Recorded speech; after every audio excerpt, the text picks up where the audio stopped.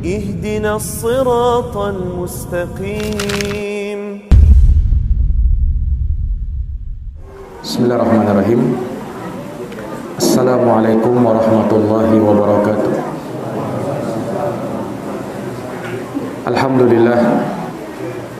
Alhamdulillahi rabbil alamin.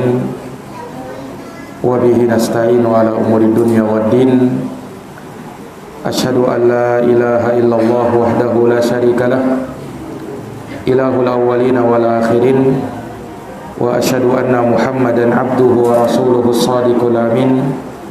Sallallahu alaihi wa ala alihi wa sahbihi wa man tabi'ahum bi ihsanin ila yaumiddin wa sallama tasliman katsira. Allahumma la ilma lana illa ma 'allamtana innaka antal alimul hakim. Allahumma 'allimna ma yanfa'una wanfa'na bima 'allamtana wa zidna ilman ya karim.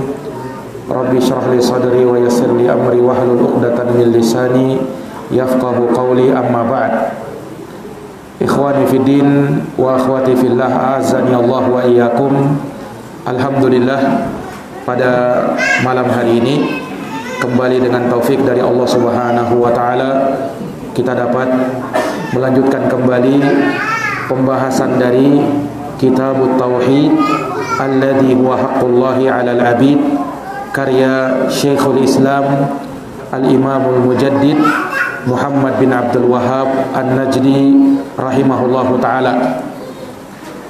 Pada malam hari ini kita akan masuk pada bab yang baru. Kata beliau, babun minasyirki an-nadru li ghairillah. Bab minasyirki an-nadru li ghairillah, termasuk kesyirikan bernadar untuk selain Allah. Bab termasuk kesyirikan bernadar untuk selain Allah. Iya. Bab ini disebutkan oleh Asy-Syaikh rahimahullahu taala berkaitan dengan masalah nadar. Iya. Karena di bab sebelumnya beliau sempat menyinggung hadis tentang masalah nadar, yaitu hadis Sabit ibnu Dhahhak radhiyallahu taala anhu, di mana beliau bercerita, nadhara rajulun ayyanhara ibilan bibuana. Ada seseorang yang bernadar untuk menyembelih onta di daerah Buana. Maka dia pun bertanya kepada Nabi sallallahu alaihi wasallam. Lalu Nabi bertanya, apakah ada berhala dari berhala jahiliyah yang disembah di sana? Kemudian Nabi bertanya lagi, apakah ada Id dari hari Id mereka? Mereka menjawab, tidak ada. Maka Nabi bersabda, aufi bin nadrik, penuhilah nadarmu, fa innahu la wafa'a li nadrin fi ma'siyatillah wala fi ma la yamliku ibnu adam. Karena sesungguhnya tidak ada nadar dan tidak ada penunaian nadar kalau bermaksiat kepada Allah, demikian pula pada apa yang tidak dimiliki oleh anak Adam. Hadis riwayat Imam Abu Daud.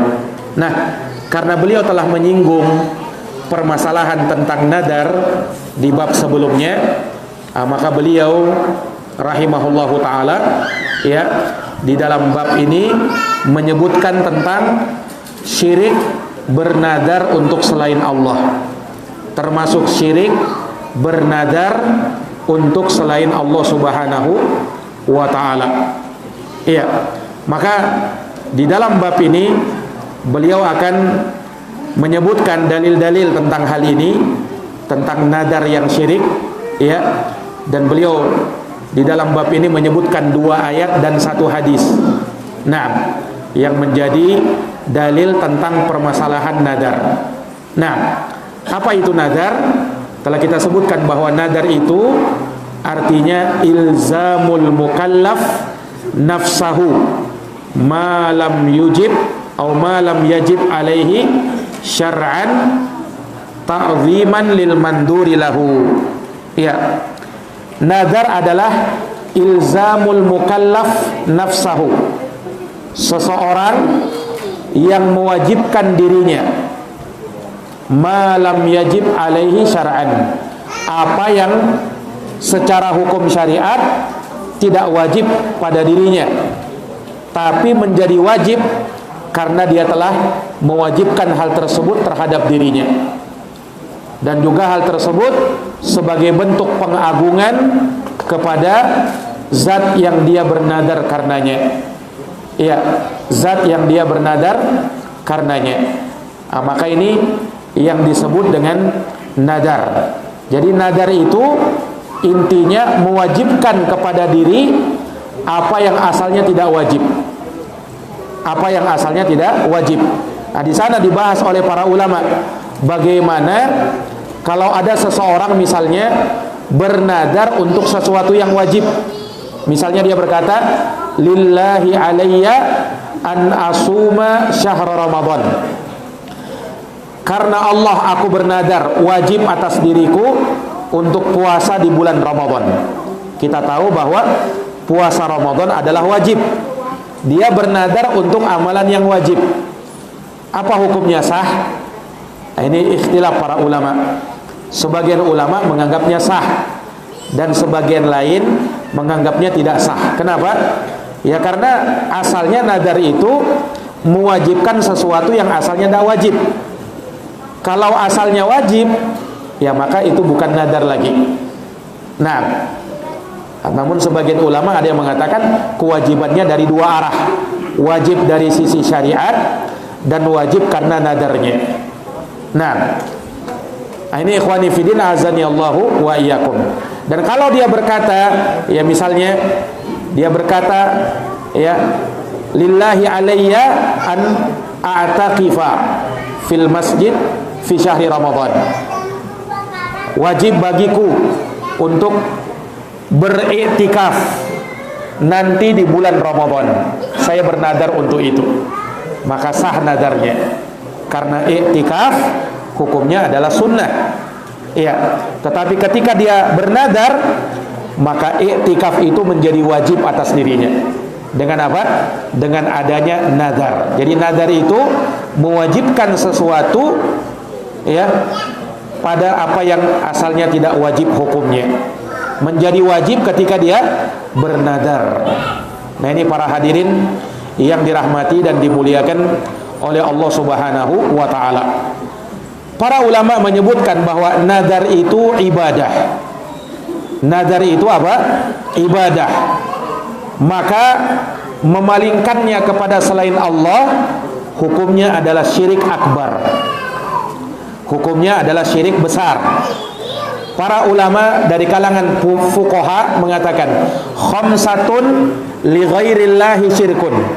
Ada 5 perkara yang kalau dipalingkan kepada selain Allah hukumnya syirik. Ada 5 perkara yang kalau diperuntukkan kepada selain Allah hukumnya adalah syirik. Apa itu 5 perkara? Yang pertama ar-ruku'. Ruku'. Tidak boleh ruku' kepada selain Allah, hukumnya syirik. Yang kedua as-sujud. Sujud tidak boleh juga diberikan kepada selain Allah, hukumnya syirik. Wadzabah. Yang ketiga menyembelih, juga hanya untuk Allah, tidak boleh kepada selain Allah. Kemudian yang keempat wal yamin, sumpah.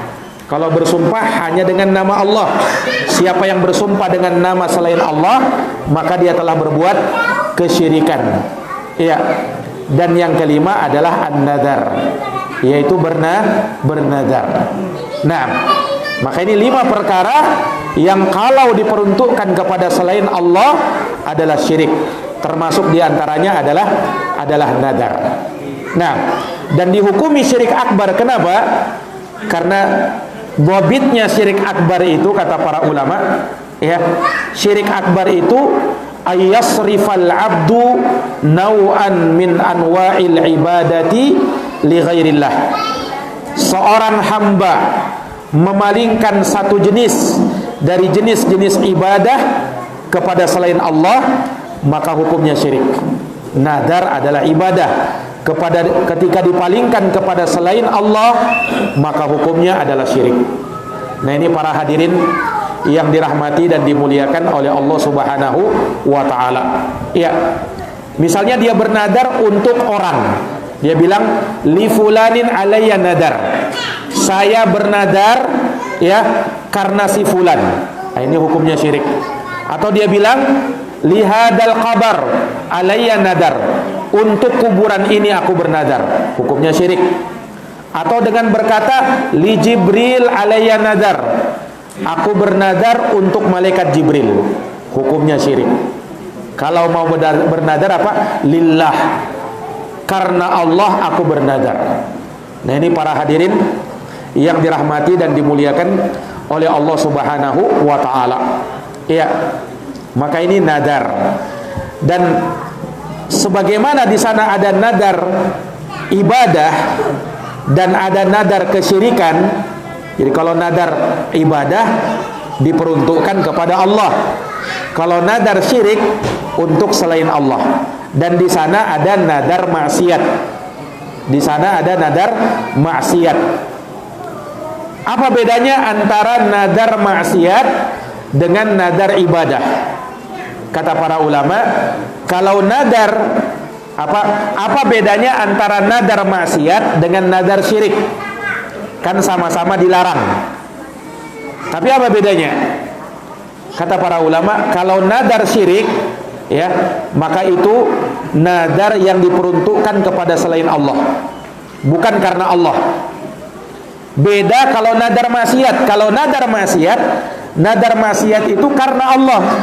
Makanya tidak dihukumi syirik.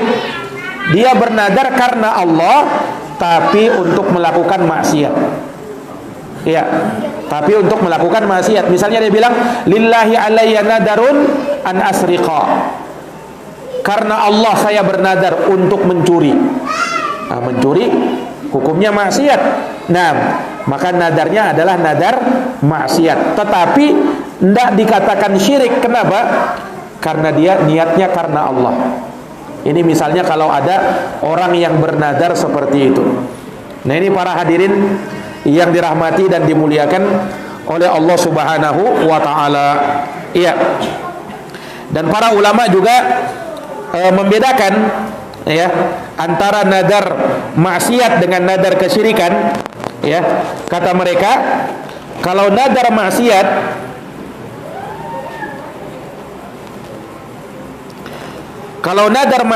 itu sah. Ya. Kalau nadar maksiat itu sah, akan tetapi tidak boleh untuk ditunaikan. Karena bermaksiat kepada Allah tidak boleh. Hanya nadarnya sah. Dalam artian ketika dia batalkan, maka dia wajib bayar kafarah. Beda kalau nadarnya syirik. Kalau nadar syirik tidak boleh dilakukan dan tidak ada kafarah. Nadarnya tidak sah. Paham ini? Ada orang bernadar untuk kuburan misalnya. Nah, untuk kuburan, maka itu kesyirikan. Maka dia tidak boleh tunaikan. Dan apakah ada kafarah baginya? Jawabnya tidak ada kafarah. Beda kalau nadar maksiat.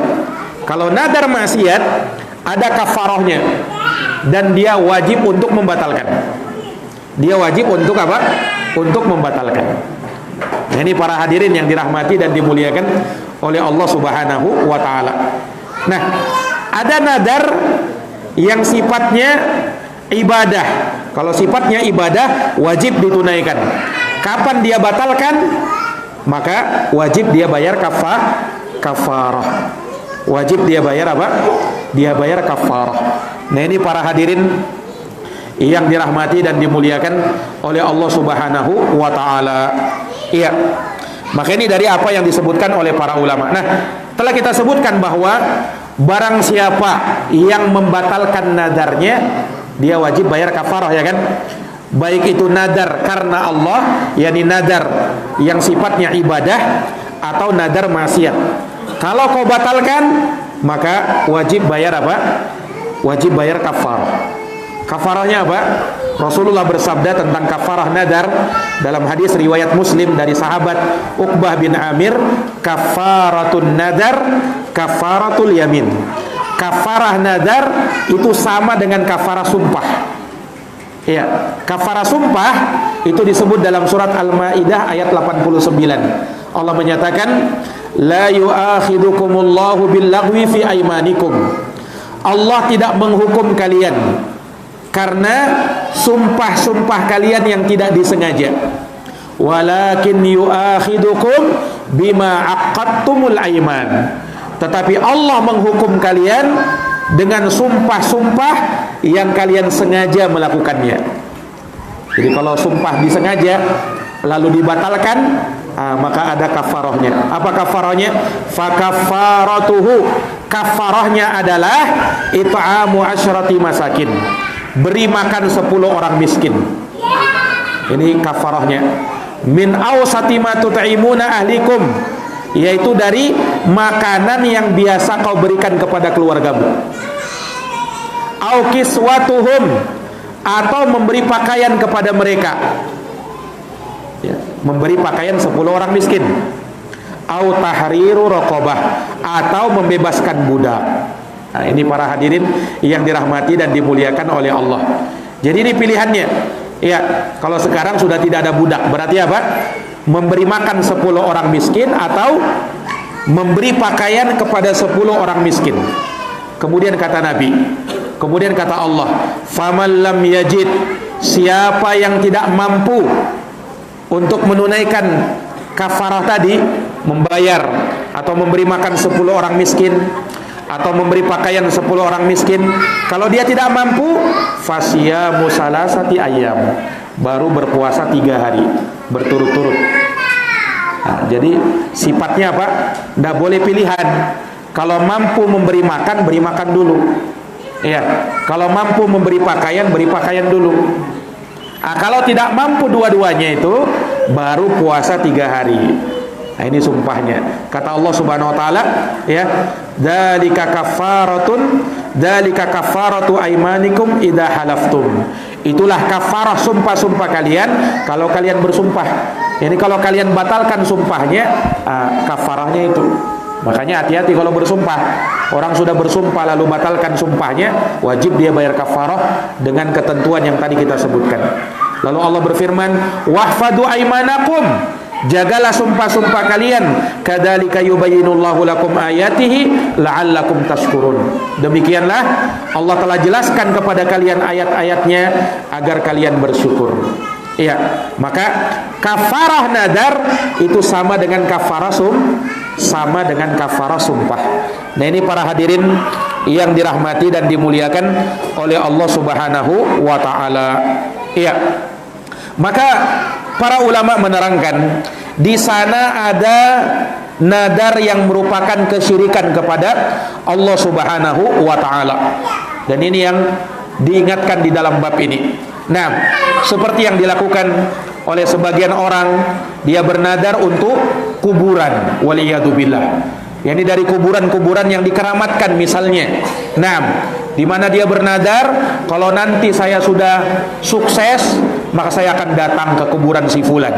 Nah, saya akan menyembelih kambing di sana. Ya, saya akan melakukan ibadah di sana, atau saya akan menyalakan lampu di situ. Ya, dia bernadar seperti itu. Nah, saya mau bernadar untuk wali fulan misalnya. Kalau sembuh penyakitku, maka aku akan beriktikaf di kuburannya wali fulan misalnya. Nah, aku akan sembelihkan kambing untuknya, aku akan alirkan darah untuknya, aku akan sholat di dekat kuburannya 2 rakaat. Ini nadar-nadar yang bentuknya adalah kesyirikan kepada Allah Subhanahu wa taala. Waliyadzubillah. Nah, dan seorang muslim harus berlepas diri darinya. Ya, dan jangan tertipu ya dengan cerita sebagian orang.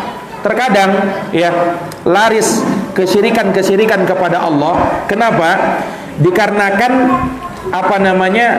ada orang-orang yang tertipu dengan apa yang dia lakukan dari perbuatan syirik itu. Nah, ini sebagian orang terkadang dia berbuat syirik dengan dengan mengagungkan benda-benda yang dikeramatkan, yang dia sembah selain Allah Subhanahu wa taala. Dia sembah kuburan dan semisal itu. Nah, dan ternyata hajatnya dikabulkan. Orang kan misalnya mendatangi suatu tempat keramat, pohon, batu, kuburan misalnya, bukan dengan maksud untuk ziarah kubur. Kalau ziarah kubur disyariatkan, dituntunkan, tetapi ziarah kuburnya ada plus-plusnya. Ya, dia juga beribadah di situ, menyembelih untuk kuburan si fulan itu. Ini syirik kepada Allah kalau maksudnya seperti itu.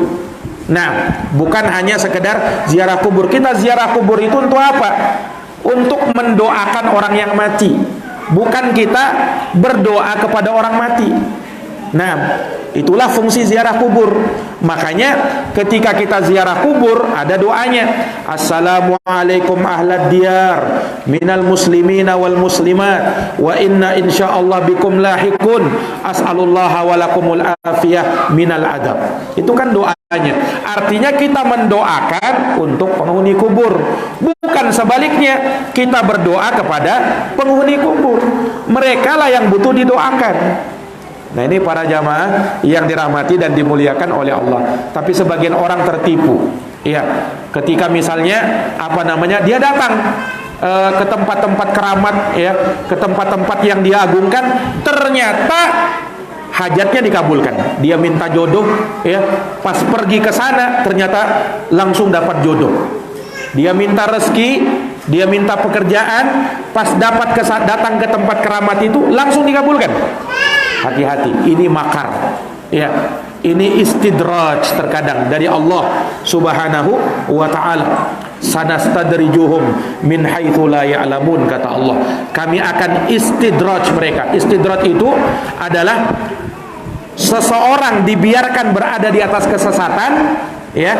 Seseorang dibiarkan berada di atas penyimpangan, kesyirikan, kebid'ahan dalam keadaan dia tidak sadar. Nanti ketika Allah hukum, ketika datang hukuman Allah, maka dia tidak akan bisa lepas lagi. Hati-hati. Nah, ini yang diingatkan oleh para ulama. Ada orang-orang yang seperti ini, ya, sama ketika dia datang sama dukun. Datang dia sama dukun. Dengan dia datang sama dukun, apa yang dia inginkan terkabul. Oh, ternyata betul. Ya, hajatku terkabulkan. Aku datang sama dukun. Sehingga inilah yang membuat dia yang menjadi alasan bagi dia untuk datang lagi ke dukun itu, untuk datang lagi ke tempat keramat itu. Kenapa? Hajatnya sudah dikabulkan. Akan benar kan? Inilah yang disebarkan, inilah yang disebarluaskan. Kau datang ke kuburannya si fulan, hajatmu akan dikabulkan. Kau datang ke batu-batu keramat itu, kau datang ke pohon ini, kau datang ke wali ini, nah, hajatmu akan dikabulkan. Ya, dengan dia melakukan penyembahan kepada selain Allah Subhanahu wa taala. Ikhwani fiddin, azani Allah wa iyyakum. Inilah tipu daya dari syaitan yang ingin menyesatkan manusia. Orang-orang yang jahil, yang tidak mengerti agama dengan baik, yang tidak belajar tauhid, ya, maka bisa tertipu dengan hal yang seperti ini. Waliyadzubillah. Nah, ini para hadirin yang dirahmati dan dimuliakan oleh Allah Subhanahu wa taala. Ya, maka ikhwani fiddin rahimani wa rahimakumullahu taala, ya, seseorang harus menjaga nadarnya. Ya, karena nadar itu ibadah, maka tidak boleh dipalingkan kepada selain Allah Subhanahu wa taala. Kapan dipalingkan kepada selain Allah, maka hukumnya syirik, bahkan syiriknya adalah syirik akbar. Syiriknya adalah syirik akbar. Baik, ikhwani fiddin azani Allah wa iyyakum. Kemarin sudah kita sebutkan pula terkait dengan nadar, ada yang sifatnya makruh. Nadar yang sifatnya makruh, ya, walaupun dia ibadah tetapi makruh hukumnya. Yaitu kalau nadarnya dengan apa? Dengan imbalan. Nah, itu makruh kata para ulama. Bahkan sebagian ulama ada yang berpendapat haram. Ya. Jadi kalau dia berkata begini, kalau nanti saya disembuhkan, maka saya akan puasa 3 hari. Nah, nanti kalau saya lulus, maka saya mau sedekah. Saya mau sedekah dengan jumlah sekian. Nanti kalau saya diterima kerja, maka saya mau menyembelih kambing. Nah, ini kan nadar kan? Ibadah enggak? Ibadah, tapi dengan imbalan. Ini makruh hukumnya kata para ulama. Tapi kalau kau sudah ucapkan, kalau kau sudah bernadar seperti itu, wajib kau tunaikan. Wajib kau tunaikan. Jelas ini? Nadar yang murni ibadah, ya, yang disyariatkan dan dituntunkan tanpa imbalan. Jadi kalau dia berkata, ya, wajib bagi saya untuk sholat sebentar 2 rakaat, ya kan? Nggak ada imbalannya, nggak ada dia bilang kalau nanti saya sembuh sakit gigiku, saya mau sholat 2 rakaat misalnya. Kalau itu makruh, ya. Kalau itu makruh. Tapi kalau dia bilang langsung wajib bagi saya sebentar sholat 2 rakaat, nadar. Ini nadar tanpa imbalan, itu ibadah. Dan itu yang apa? Itu yang dituntunkan, itu yang disyariatkan. Nah, ini para hadirin yang dirahmati oleh Allah. Pernah bernadar? Pernah bernadar? Kalau belum pernah bernadar, bernadarlah. Karena itu ibadah. yakni bernadar tanpa imbalan. Antum bisa bilang, sebentar saya sholat, wajib bagi saya sholat 2 rakaat. Asalnya kan sunnah. Ya, misalnya ba'diyah isya nanti. Antum bernadar, saya mau nadar ba'diyah isya ini saya wajib sholat 2 rakaat, maka menjadi wajib hukumnya. Atau antum bernadar, wajib bagi saya untuk puasa, ya, untuk berpuasa nanti. Ya, misalnya nanti hari Senin saya mau puasa misalnya. Nah, menjadi wajib hukumnya. Ya kan? Kalau belum pernah bernadar, bernadarlah. Kenapa? Karena nadar itu ibadah. Ya, walaupun bukan sifatnya wajib, tidak. Dia tidak diwajibkan. Nah, tapi kalau dia mau bernadar, ya maka dia bernadar dengan hal tersebut. Nah, dan itu ibadah, ya, di mana Allah Subhanahu wa taala memuji orang-orang yang bernadar. Nah, ini para hadirin yang dirahmati dan dimuliakan oleh Allah Subhanahu wa taala. Baik, di dalam bab ini Asy-Syaikh rahimahullahu taala menyebutkan 2 ayat yang insyaallah taala akan kita bacakan. Ayat yang pertama, beliau bawakan dalam surat Al-Insan ayat yang ke-7. Surat Al-Insan ayat yang ke-7.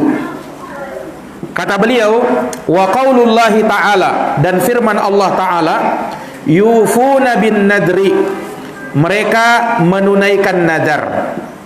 Mereka menunaikan nadar. Siapa yang menunaikan nadar di sini? Nah, ini tidak bisa kita pahami ayatnya kecuali kita lihat ayat sebelumnya dan ayat setelahnya. Ayat ini kalau kita lihat, ya, di dalam surat Al-Insan, maka dia dibawakan, ya, dalam memuji orang-orang yang berbuat kebajikan. Ya. Maka Allah berfirman di surat Al-Insan mulai dari ayat yang ke-5, Allah nyatakan, innal abrara yashrabuna min ka'sin kana mizajuha kafura. Sesungguhnya orang-orang yang berbuat kebajikan. Nah, ini yang dipuji nih. Sesungguhnya orang-orang yang berbuat kebajikan, yashrabuna min ka's, mereka akan minum dari gelas, kana mizajuha kafura, yang mana gelas tersebut berisi minuman yang campurannya adalah air kafur. Ini balasan bagi orang-orang yang berbuat kebajikan nanti di dalam surga. Kemudian kata Allah di ayat berikutnya, aina yashrabu biha ibadullahi yufajjirunaha tafjira. Ya, itulah mata air yang ada di dalam surga, yang akan diminum oleh hamba-hamba Allah. Mereka bisa memancarkannya dengan sebenar-benarnya. Itu ayat yang ke-6. Barulah di ayat yang ke-7 Allah Subhanahu wa taala bawakan ini ayat. Allah berfirman, yufuna bin nadri, mereka menunaikan nadar mereka. Siapa? Orang-orang yang berbuat kebajikan tadi, yang sudah dibalas dengan surga. Ya, mereka itu ternyata ketika di dunia amalan mereka apa? Mereka menunaikan nadar. Makanya termasuk dari amalan yang bisa memasukkan ke dalam surga apa? Bernadar. menunaikan nadar. Yufuna bin nadri, mereka menunaikan nadar kata Allah. Wa yakhafuna yawman kana syarruhu mustatira, dan mereka takut akan suatu hari, yaitu hari kiamat, yang mana di hari kiamat itu keburukannya atau azabnya akan merata. Azabnya akan merata. Yani ikhwani fiddin, di hari kiamat ya seseorang yang haknya harus diazab, maka dia akan diazab. Ya, haknya dia terhindar dari azab, maka dia akan terhindar dari azab. Nah, baik. Maka ikhwani fiddin azani Allah wa iyyakum, Allah Subhanahu wa taala bawakan ayat ini sebagai pujian untuk orang-orang yang berbuat kebajikan, yakni al-abrar. Ya. Nah, dari mana kita bisa pahami bahwa nadar itu ibadah? Kata para ulama, karena Allah memuji orang-orang yang berbuat kebajikan dengan amalan mereka ketika di dunia, mereka menunaikan nadar, menunjukkan bahwa nadar itu ibadah. Sebab kalau bukan ibadah, tidak mungkin dipuji oleh Allah. Salah satu indikator atau indikasi yang menunjukkan bahwasanya sesuatu itu ibadah kalau Allah puji.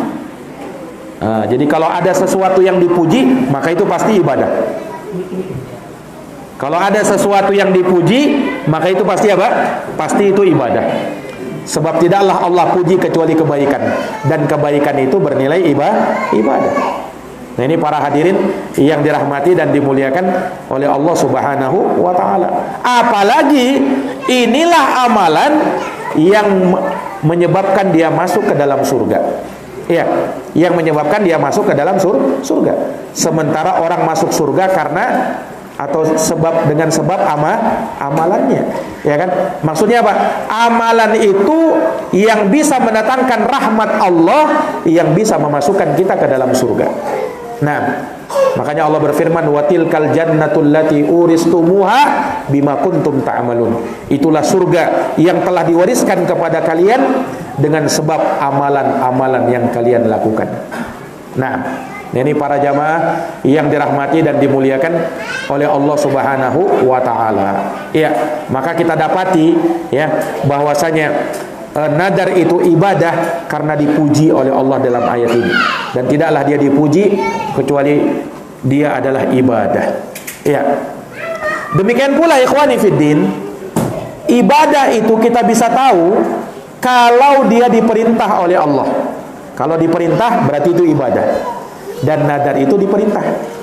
Makanya Allah berfirman dalam surat Al-Hajj ayat 29. Ya, ayat ini tidak dibawakan oleh Asy-Syaikh rahimahullah. Tetapi ayat ini sebenarnya menjadi ayat yang kuat menunjukkan bahwasanya nazar itu ibadah. Kenapa? Karena dia diperintah. Dan sesuatu kalau diperintah oleh Allah pasti ibadah. Allah berfirman dalam surat Al-Hajj ayat 29. Kata Allah, wal yufu nudurahum. Hendaklah mereka menunaikan nadar-nadar mereka. Dan di sini diperintah. Hendaknya mereka, wajib bagi mereka menunaikan nadar-nadar mereka. Maka menunaikan nadar itu hukumnya wajib. Makanya kalau tak ditunaikan, kau harus bayar kafarah.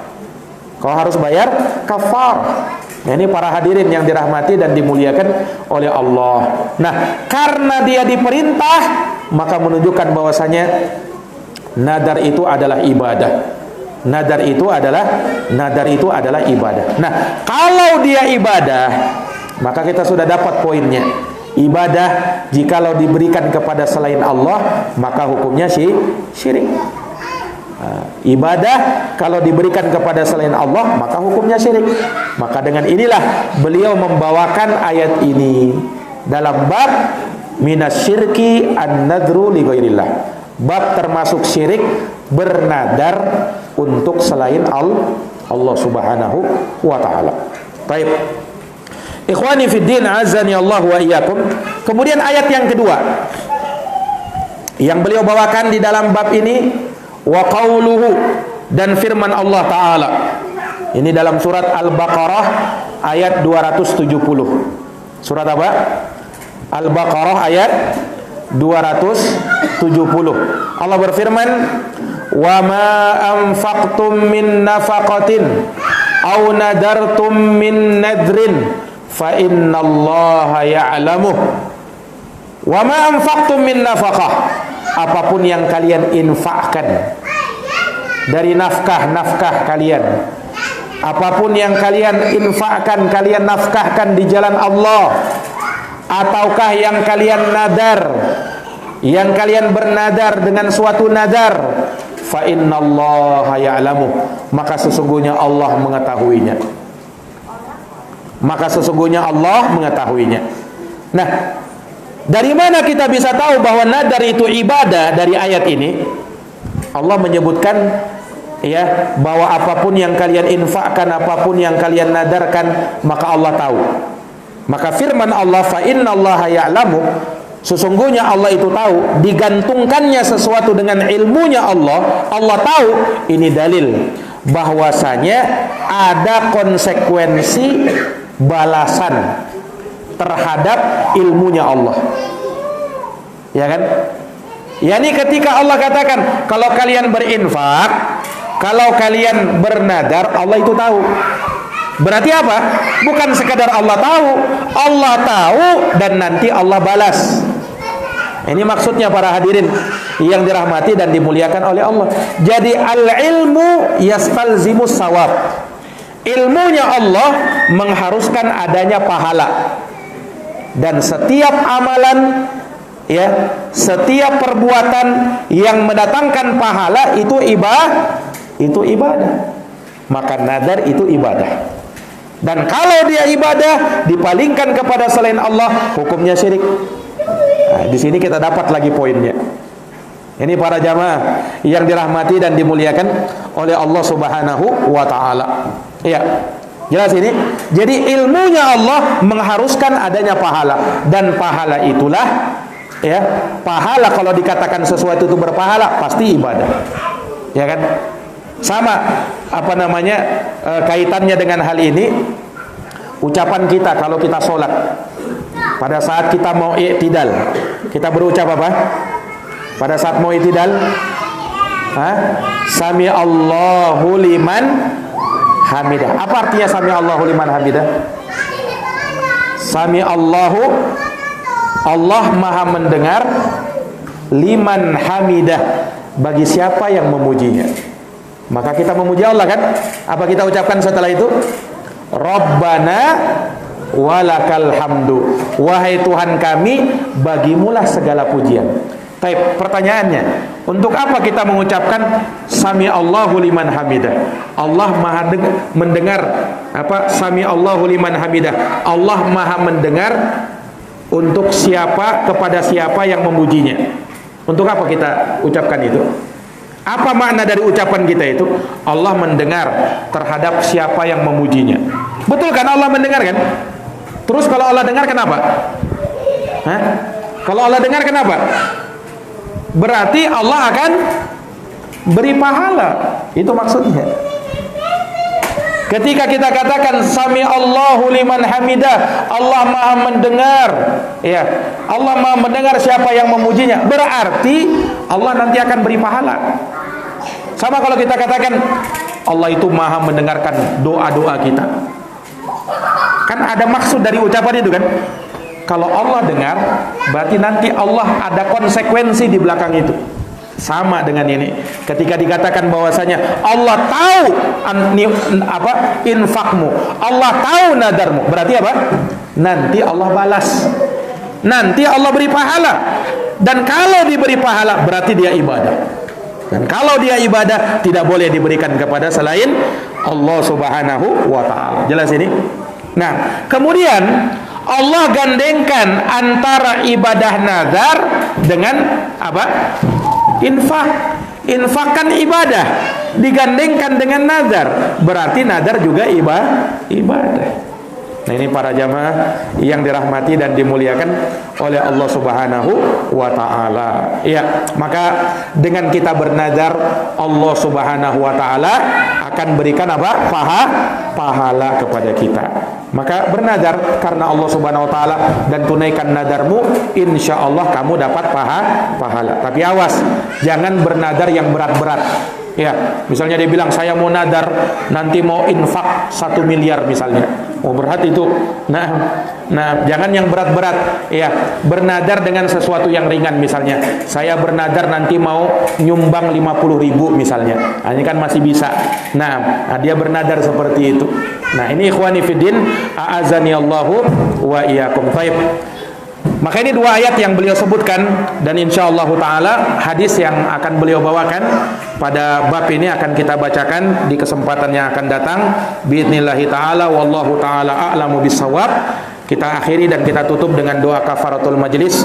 Subhanakallahumma wa bihamdika asyhadu an la ilaha illa anta astaghfiruka wa atubu ilaik. Wassalamualaikum warahmatullahi wabarakatuh.